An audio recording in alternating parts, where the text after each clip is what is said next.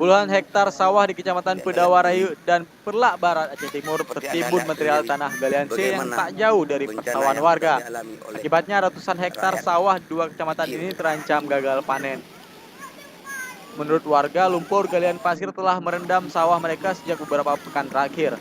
Akibatnya, para petani di dua kecamatan ini terancam merugi ratusan juta rupiah. Warga meminta pemerintah Aceh Timur melalui dinas terkait agar segera menangani permasalahan ini.